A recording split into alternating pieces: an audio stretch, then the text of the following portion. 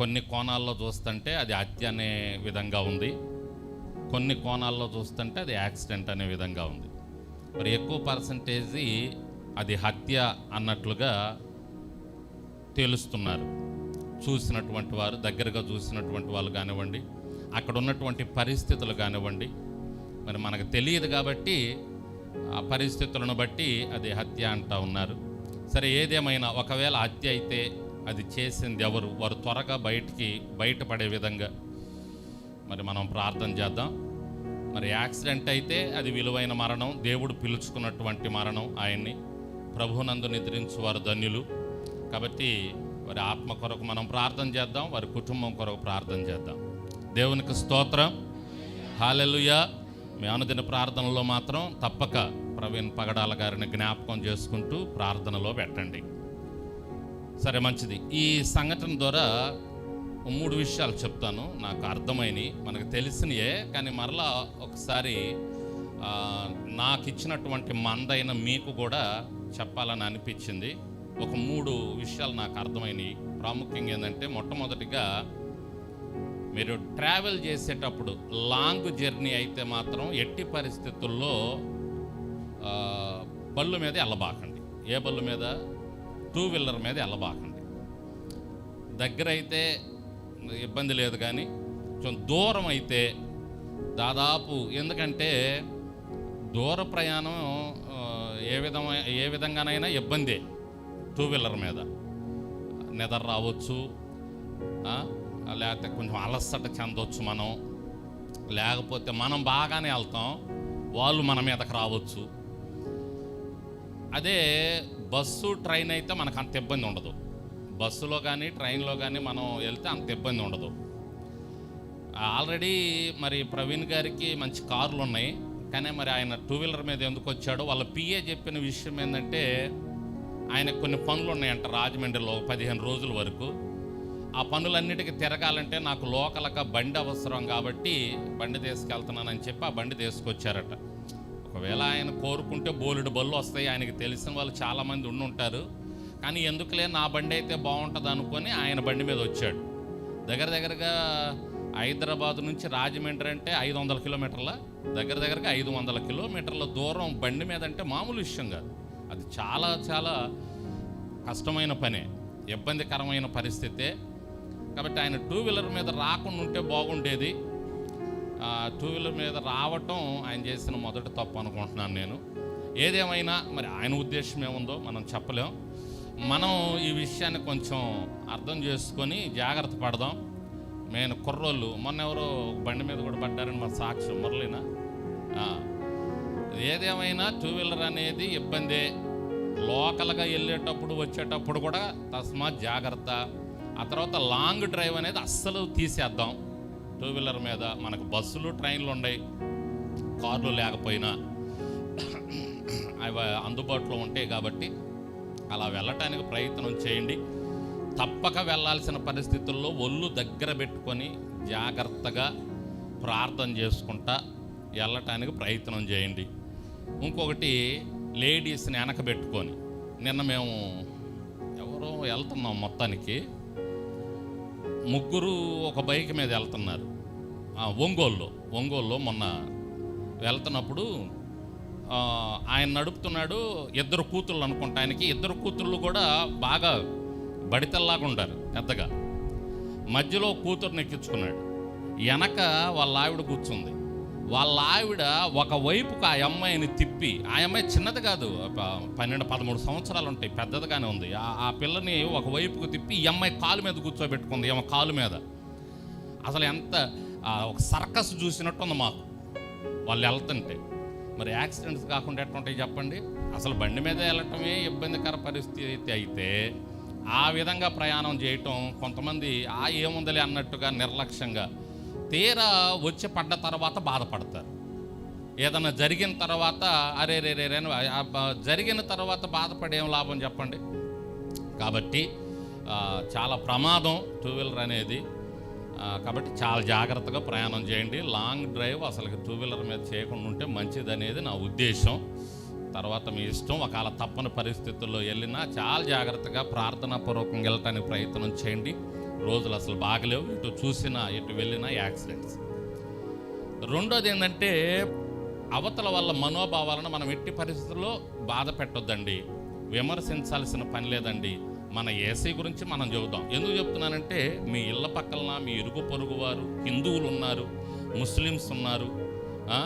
కాబట్టి వాళ్ళు మనల్ని కొంచెం ఇబ్బంది పెట్టవచ్చు, ఇబ్బందికరంగా మాట్లాడవచ్చు. మనం పని చేసే దగ్గర, మనం వెళ్ళే దగ్గర మనకు ఎదురవుతుంటారు కొంతమంది తొంటరోళ్ళు, వాళ్ళు మనల్ని ఇబ్బంది పెట్టవచ్చు. ఏది ఏమైనా కూడా వాళ్ళ మనోభావాలను మనం ఏం బాధ పెట్టే విధంగా మాట్లాడొద్దు, విమర్శించొద్దు. విమర్శ అనేది మనకు అవసరం లేదు. చెబితే యేసయ్య గొప్ప దేవుడు అని చెబుదాం. యేసయ్య గురించి, యేసయ్య నీ జీవితంలో ఏం మేలు చేశాడో చెబుదాం మనం.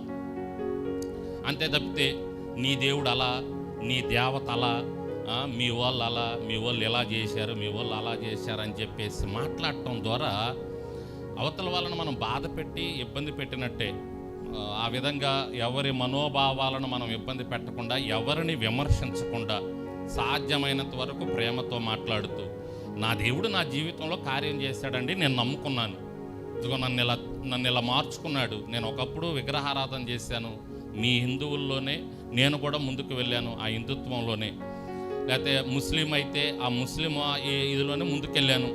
అయితే యేసయ్య నాకు దర్శనం ఇచ్చాడు, నా జీవితంలో గొప్ప కార్యం జరిగించాడు, అందుకే నేను ఆయన నమ్ముకున్నాను. నీకు ఇష్టమైతే నువ్వు కూడా నమ్ముకో, నువ్వు కూడా ప్రార్థన చేయి, నీ జీవితంలో కూడా అద్భుతం చేస్తాడు. అంతేకాకుండా ప్రాముఖ్యంగా మాకు నిత్య రాజ్యం ఇస్తానన్నాడు, మోక్షం ఇస్తానన్నాడు. అది నాకు అర్థమైంది. నా పాపములకు ప్రాయశ్చిత్తం పరిశుద్ధ గ్రంథంలో నాకు దొరుకుద్ది. అర్థమవుతుందా? దొరికిద్దని నాకు అర్థమైంది. ఆయన రక్తంలో కడగబడితే నేను పరిశుద్ధపరచబడతాను, అది నాకు అర్థమైంది. అందుకని నేను నమ్మాను, బాప్తిజం పొందాను, ఆయన రక్తంలో కడగబడ్డాను.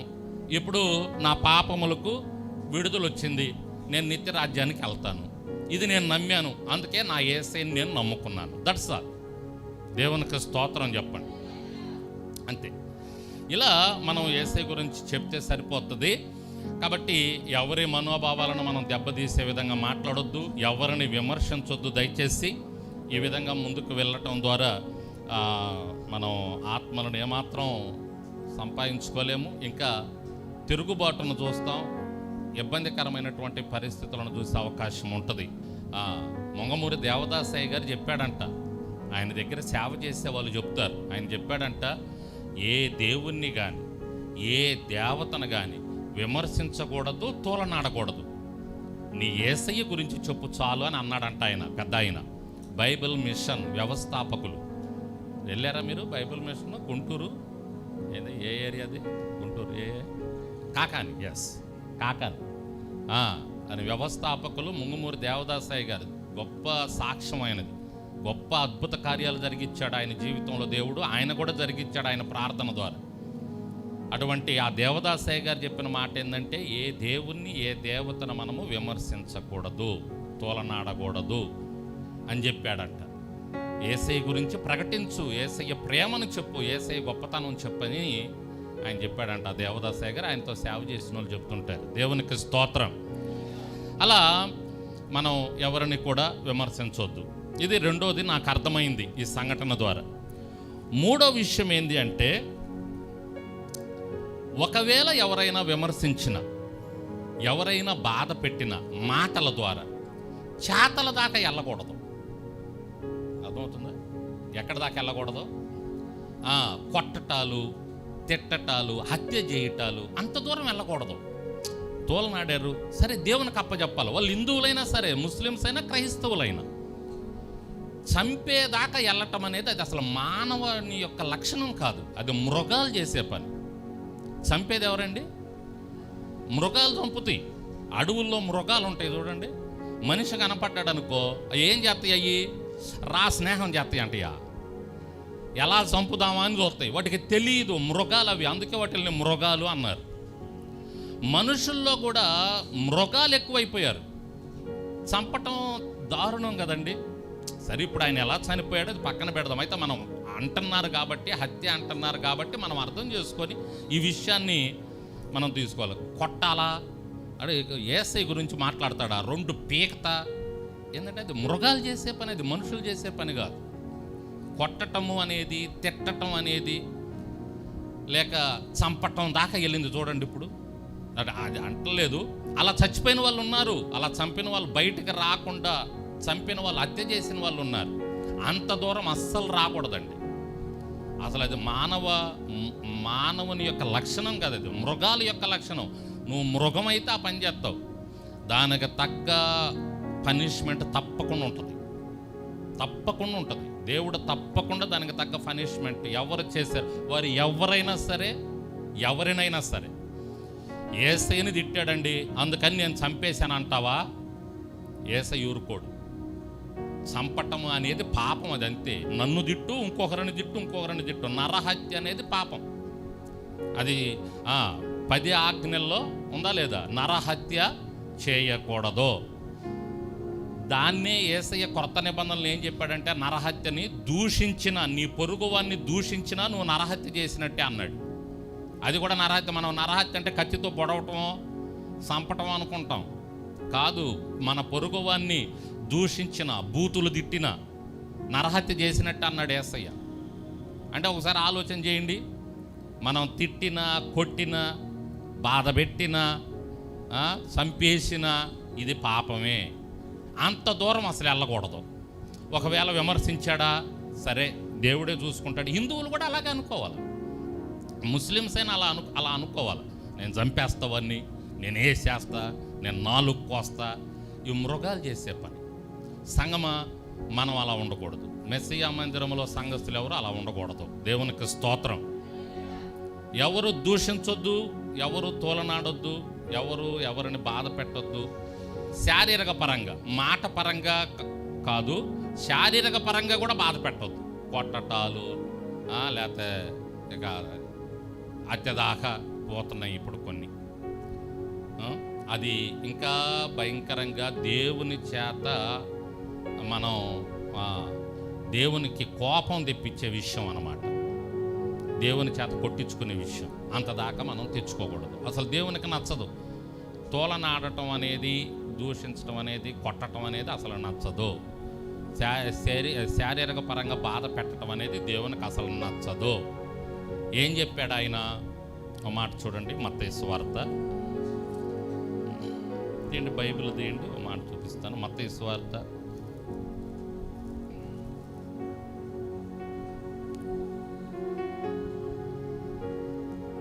5వ అధ్యాయం 39వ వచనం చదవండి. 39వ వచనం. నేను మీతో చెప్పున్నదేమనగా, దుష్టుణ్ణి ఎదిరించొద్దు, దుష్టుణ్ణి ఎదిరించవాక, దుష్టుణ్ణి ఎదిరింపక, నిన్ను కుడి చెంప మీద కొట్టువాని వైపునకు ఎడమ చెంప కూడా త్రిప్పు. బా, మామూలు విషయం కాదు ఇది, మామూలు మాట కాదు. చాలా చదవటానికి చాలా ఈజీగా ఉంటుంది, చాలా సులభంగా ఉంటుంది. కానీ ఆచరణలో పెట్టేటప్పటికే, చెప్పే నాకైనా వినే మీకైనా చాలా చాలా కష్టం ఇది. ఏంటో తెలుసా దుర్గారావు? తప్పుమని నిన్ను ఎవడన్నా కుడి చెంప మీద కొడితే నువ్వేం చేయాలా? అవతల వాడి 2 చెంపలో పగలగొట్టాలి. అది మనం చేసే పని.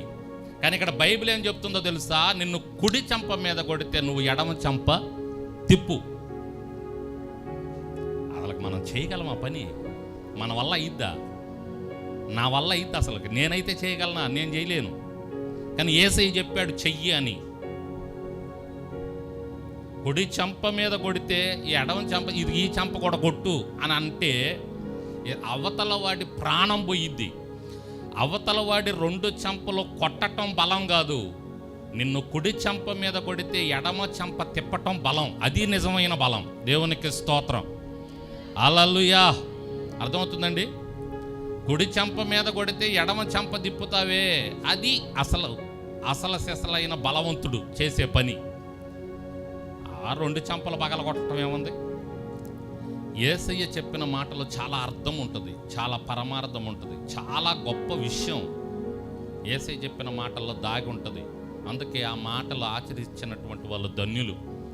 వాళ్ళు ఇహలోకంలో పరలోకంలో ధన్యులు అవుతారు, నిత్య రాజ్యాన్ని పొందుకుంటారు. దేవునికి స్తోత్రం.